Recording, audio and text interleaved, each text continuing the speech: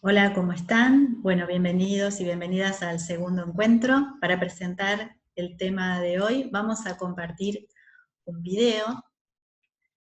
Disculpen si la calidad no es muy buena.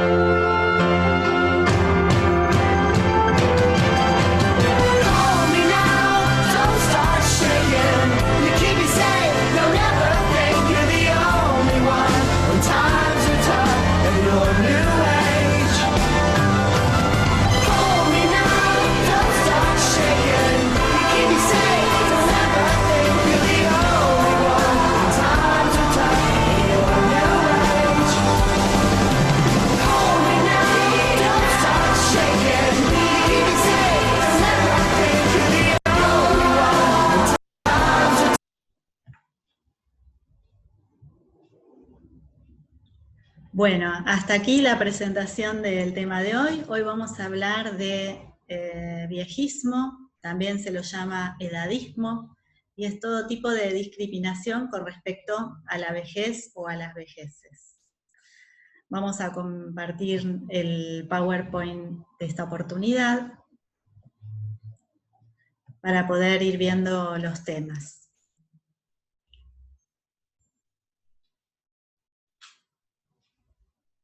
Muy bien. Vamos a presentar esta segunda parte, donde lo primero que vamos a ver en esta presentación es una foto de una persona mayor que se está cubriendo el rostro, ¿no? Podríamos decir que se está cubriendo el rostro de preocupación, de vergüenza, quizás se está tapando de la luz. Uno puede interpretar distintas cosas, ¿no? Entonces, bueno, vamos a comenzar hablando de lo que son estos estereotipos de la vejez, ¿no? O los viejismos. Bueno, algunos de ellos son que son personas enfermas, solas o deprimidas. Nosotros habíamos visto en el encuentro anterior que las personas mayores que son dependientes se representan un 2% de personas que en el estudio que hizo Ricardo Yacoub en el 2013 representaban en la Argentina el 2% de las personas mayores, las que están institucionalizadas. También otro prejuicio es que las personas mayores son dependientes y frágiles. Ya habíamos hablado también en el primer encuentro que el proceso de fragilización es un proceso normal dentro de cualquier persona en la medida que transcurre el tiempo. También que no deben enamorarse con respecto a la sexualidad, que son inactivos, que están retirados. Algunos de ellos mismos también van a decir, no, yo estoy retirado o retirada. Y que todas las personas mayores son heterosexuales.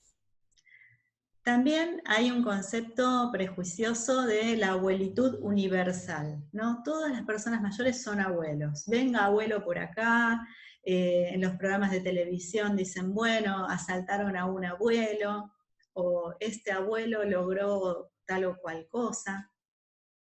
Qué bien que se lo ve abuelo, o cuando van al médico, ¿no? Que los traten de abuelos, ¿no? Y en realidad no todas las personas mayores son abuelos, son primero personas. También se dice que son una carga social, ¿no? Para el sistema. Y también vamos a hablar del capacitismo, ¿no? Que es un estereotipo, un sello que se le pone a las personas de acuerdo a la capacidad que puede representar o en la que puede desenvolverse en la sociedad. También vamos a mencionar los discursos de sometimiento, ¿no? Después lo vamos a ver un poquito más adelante, También el modelo biomédico, ¿no? La mirada biologicista de las personas mayores, y sabemos que todas las personas somos seres biopsicosociales y espirituales. También vamos a ver que las profecías autocumplidas en la vejez son, bueno, yo la verdad que cuando me quede sola o cuando me quede solo, cuando sea grande, nadie me va a venir a ver, o yo ya no voy a tener más metas. Desde que quedé viuda ahora no tengo futuro, desde que estoy viudo no tengo futuro. Y bueno, son como formas de pensamiento que luego se proyectan en la acción y en la vida cotidiana de esa persona, ¿no? Y también hay una mirada prejuiciosa con respecto a que se acentúan las pérdidas, ¿no?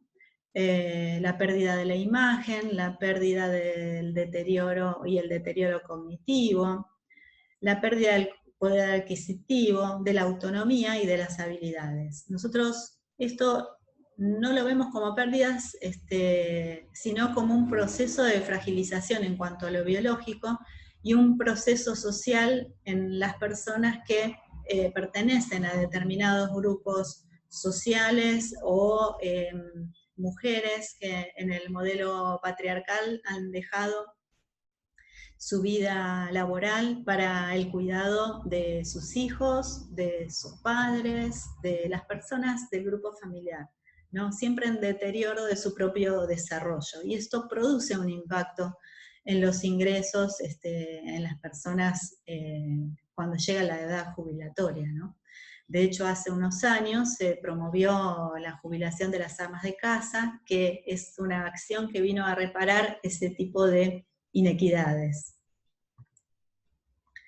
Pero también vamos a ver cuáles son las fortalezas de las personas mayores en la medida en que vamos envejeciendo, ¿no? ¿Cuáles son las potencialidades en la vejez? Bueno, las autosuficiencias, ¿no? Ser independientes. Yo les voy a contar que mi mamá tiene 89 años, vive sola, es autoválida, se maneja con total independencia con el dinero, con sus cosas de la vida cotidiana, con la limpieza de la casa, ¿no? También vamos a ver que otra de las potencialidades en la vejez son las realizaciones, ¿no? Poder realizar o concretar aquello que quizás tenían pendiente y que una vez que superaron esa primera etapa laboral, dicen, bueno, ahora es mi momento de retomar esa carrera que me quedó pendiente, o retomar una acción, o los viajes, o una habilidad, o el encuentro con amigos, ¿no? También vamos a decir que otra de las potencialidades, de acuerdo a cómo el estándar de vida que en el mundo ha facilitado la prolongación de la vida, que habíamos mencionado en el primer encuentro que hay una tercera edad, una cuarta edad y una quinta edad, ¿no? Actualmente en el padrón de PAMI hay unas 100.000 personas que superan los 100 años. ¿No? Hay un estudio que el PAMI realizó con respecto a eso y que les voy a adjuntar como material de lectura complementaria. Bueno, hablamos del proyecto de vida, ¿no? Que esto, si uno lo tiene desde edades más tempranas, el hecho de haber tenido ya un proyecto de vida para cuando llegara esta etapa de la jubilación, del retiro, puedan poner en práctica esos proyectos, ¿no? Bueno, también es una etapa de la revisión de las creencias. Se da mucho en esta etapa de la vida que cuando uno dice creencias no es solamente la religiosidad o las ideas políticas o la posición ante la vida, que también se revén, ¿no? Y que uno puede llegar a cuestionárselas y hacer un cambio en su vida. También vamos a mencionar en esta revisión de las creencias con respecto a la propia identidad sexual. Hay un estudio donde devela que muchas personas, una vez que cumplieron con su rol de heteronorma, donde se casaron, tuvieron sus hijos y sus hijos crecieron y se fueron del hogar, se dan muchas separaciones, o viudeces, o vidas independientes, que de pronto redescubren su orientación sexual o su sexualidad autopercibida, y pueden generar un cambio a partir de los 50 años. Bueno, en esta otra etapa que es una potencialidad en la vejez, es el tema de la vida social, ¿no? La inserción o la continuidad de su actividad social a través de voluntariados o de tener un trabajo o de vincularse a través de distintos movimientos, organizaciones, son potencialidades donde las personas mayores tienen mucho para aportar. También otra cosa que vamos a tener en cuenta son los retos conseguibles y realistas, ¿no? Recién veíamos el video de Montserrat, esa señora española que a partir de los 50 años decidió empezar a tirarse en paracaídas, y que después de los 80 quiere concretar su reto de conseguir los 1000 saltos, ¿no? Pero tiene que ver con que esa mujer ha sido profesora de natación, así que tiene una preparación física. Hay que tener metas realistas en cuanto a no arriesgar y poner en riesgo la propia vida, ¿no? La fuente de alguna de estas consideraciones es el texto de Vejez, mitos y estereotipos de Carmen Delia Sánchez Salgado del año 2005.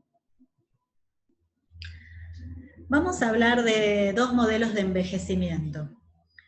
Según la Real Academia Española, el envejecimiento es un momento de decrepitud, de decadencia, de deterioro, ¿no? Es un modelo bastante pesimista, ¿no? Donde lo único que le espera a una persona que envejece es el deterioro, o como se ve en esta imagen, la dependencia, ¿no? Y en realidad un envejecimiento exitoso tiene que ver con la independencia y la autonomía.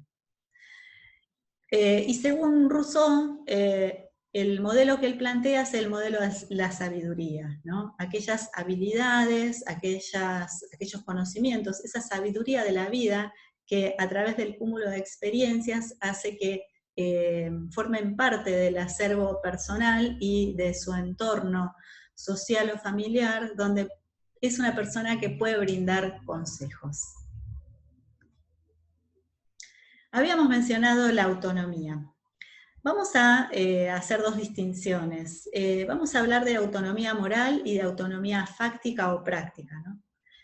La autonomía moral es aquella donde la persona toma decisiones con responsabilidad, es decir, que va a tomar decisiones para su vida que no tengan que ver con en perjuicio de otros, ¿no?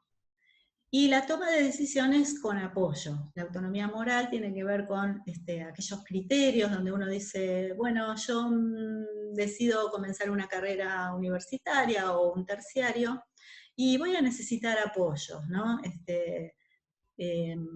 Espacios amigables donde me puedan recibir, donde puedan contemplar mi decisión de comenzar este desafío, y tener un entorno social donde las instituciones o los entornos de amigos o familiares apoyen y acompañen esas decisiones, ¿no? Sí, vos vas a poder, que estoy orgullosa de que vas a emprender este desafío, ¿no? Y no esta cosa del viejismo que es, y a esta edad te vas a poner a estudiar, y a esta edad vas a empezar a, ¿no? Y en cuanto a la autonomía fáctica o práctica, es poder llevar a cabo la decisión tomada a través de la utilización de ayudas técnicas o apoyos en lo instrumental, ¿no? También hay dos aspectos con respecto a la autonomía que se refieren a la autonomía actual y a la autonomía potencial. La autonomía actual es la que es, la autonomía real, ¿no? La que tiene una autolegislación o un autocriterio de acuerdo a cómo soy yo ahora, qué tipo de pensamiento tengo y qué coherencia hay con lo que yo pienso, digo y hago para llevar adelante mi vida cotidiana. Y la autonomía potencial es aquella que se puede desplegar, aquella que puede ser, y donde es muy importante decidir anticipadamente qué quiero yo de mi vida para esta etapa de la vejez. Entonces, para resumir, vamos a decir que el viejismo, el edadismo o ageísmo o gerontofobia, ¿no? Según Butler, en 1969, desarrolló algunos conceptos con respecto al viejismo, y dice que se refiere a que son actitudes y acciones discriminatorias de rechazo, marginación, temor, desagrado, negación y agresión a las personas mayores y a la vejez. También que es una alteración emocional de sentimientos, creencias y comportamientos, promovido por el temor a la muerte, la enfermedad y el mal envejecer. Hay veces uno proyecta en el otro la propia vejez, ¿no? Y la niega. También se da esto de la gerontofobia o el viejismo como una ponderación de la juventud y de la productividad en deterioro de la imagen de los viejos. Y también como en sí la vejez como un antivalor. Yo no quiero llegar a viejo, yo no quiero ser viejo, no quiero parecer viejo. Y bueno, vamos a decir cuáles son los tipos de viejismo. El viejismo social, que comienza desde la expulsión del campo laboral, desde la jubilación, desde el punto de vista profesional, aquellos profesionales que, cuando la persona va a una consulta médica, al odontólogo, al traumatólogo, ¿no? La intervención que hace esa persona es infantilizante. A ver, abuelito, ¿cómo está? ¿Cómo está doña Pancha? Qué bien que se la ve. Trajo su valijita, su bolsito, qué bien que tiene el pelito, ¿no? Una infantilización, ¿no? Y eso en realidad es una discriminación, forma de discriminación. También se da en cuanto al comerciante y el cliente, ¿no? Se da mucho, uno ve cotidianamente estas acciones de discriminación y de maltrato, cuando una persona mayor no entiende, no comprende, no escucha, o no tiene la agilidad o la rapidez para estar desempeñando un trámite, o en la cola del cajero, o en el mostrador de una repartición pública. Cómo hay un maltrato explícito, ¿no? Bueno, a ver, ¿por qué no preparó los papeles antes de venir? ¿Por qué no vino acompañado de alguien que sepa, que se dé cuenta, ¿no? Y el viejismo en cuanto a lo comunitario podemos ver que es el tema de la accesibilidad, ¿no? Cuando, por ejemplo, una persona mayor accede a las tecnologías, no siempre están preparadas las plataformas o los software para que sean fáciles de manejar por una persona mayor que no es nato tecnológicamente. En cuanto a la accesibilidad edilicia, ¿no? Las rampas, los cordones, las veredas en mal estado, las barandas, ¿no? Etcétera. Y ahora vamos a mencionar algo que va a ser muy importante para el ejercicio profesional de los counselors, que nos gusta dedicarnos a la parte de gerontología, para poder hacer como un diagnóstico de a qué personas podemos llegar a atender nosotros y qué cosas elementos tener en cuenta en una entrevista o en un proceso. Bueno, vamos a hablar de las actividades. Primero vamos a mencionar las actividades básicas de la vida diaria, que son aquellas rutinas que cuidan el propio cuerpo. Y son acciones que no pueden ser delegadas a terceros, sino que son autoválidos en el desempeño de estas actividades. Y son bañarse, ducharse, la vestimenta, la alimentación adecuada, el control de esfínteres, la movilidad funcional, poder desplazarse en forma autónoma de un lugar a otro, dentro de la propia casa, hacia la afuera, cuidado de las ayudas técnicas personales, ¿no? Poder usar una tostadora, el horno, el equipo de aire acondicionado o el ventilador, etcétera, ¿no? Que sea accesible. La higiene personal y el aseo. La actividad sexual es una actividad básica de la vida diaria. El dormir, poder descansar, y la higiene del inodoro. Estos son como alertas para poder ver si esa persona puede desempeñar estas actividades de la vida básica en forma autónoma.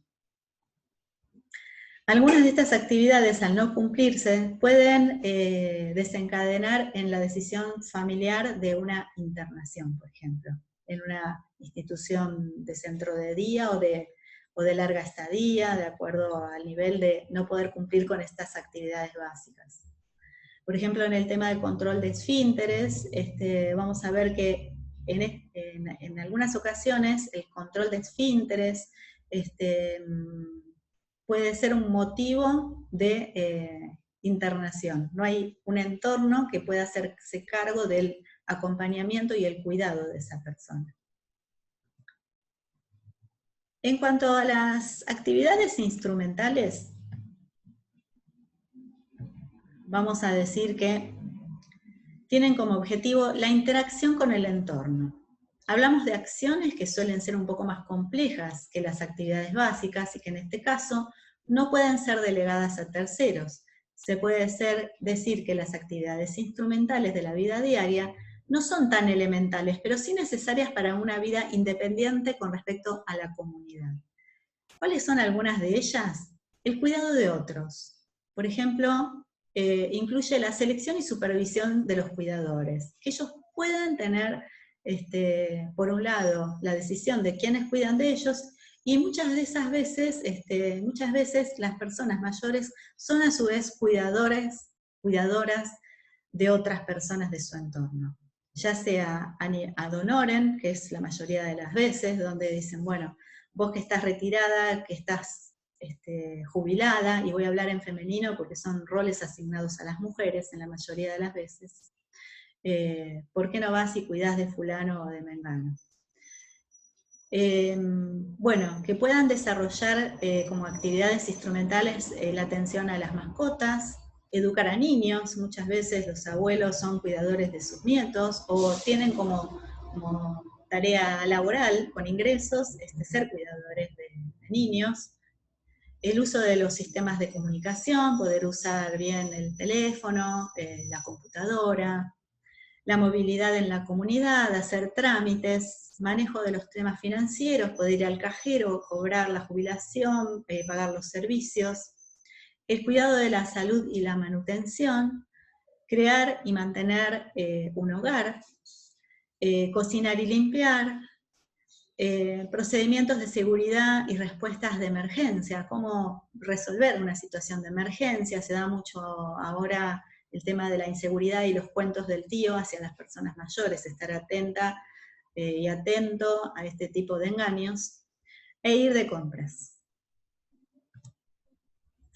Y las actividades avanzadas son aquellas que posibilitan el desarrollo personal del sujeto dentro de la sociedad. Son actividades complejas y requieren un mayor grado de organización, pero no comprometen la independencia del individuo. Realmente se pueden vivir sin ellas, sin embargo la persona no alcanzará la realización personal. Desea cumplir con estas tareas por propia voluntad y sentirse parte de la sociedad. Entonces vamos a mencionar como ejemplos la participación en la educación formal, decidir, como antes mencionábamos, estudiar, terminar el primario, hacer el primario, el secundario, exploración de las necesidades o intereses personales en la educación, participación personal en la educación informal, por ejemplo, querer hacer un curso de lengua de señas o de computación o de idiomas, interés y búsqueda de empleo, consecución y desempeño del trabajo, preparación para la jubilación, realización de voluntariados, exploración, ¿no?, del tiempo libre, qué hacer con ese tiempo libre, preparación para el ocio, y la interacción con la comunidad, con la familia y con compañeros y amigos. Aquí estamos compartiendo el cuadro de generaciones, ¿no? Y es muy importante ver en estas primeras columnas, donde vamos a ver, por ejemplo, la generación silenciosa, nacida entre 1923 y 1945, y la diferencia con los baby boomers, que son los nacidos entre 1946 y 1964.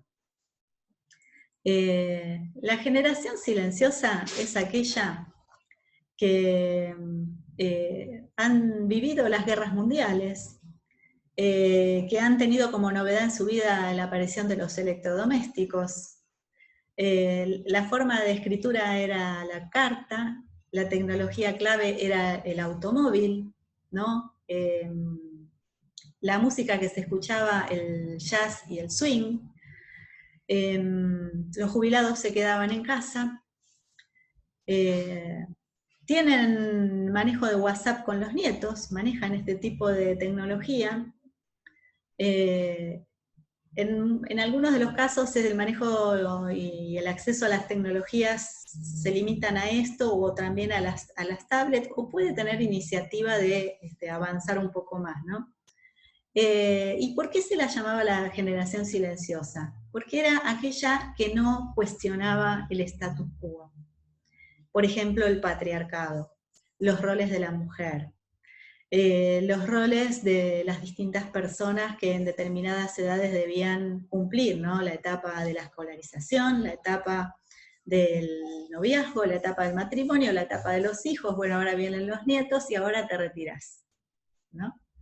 Y nadie cuestionaba ni rompía, muy pocos fueron los que rompieron con estos moldes. Por eso se los llamó la generación silenciosa. Y los baby boomers son aquellos que nacieron después de la guerra, ¿no? Por eso se los dice baby boomers, bebés que nacieron después de las bombas, ¿no?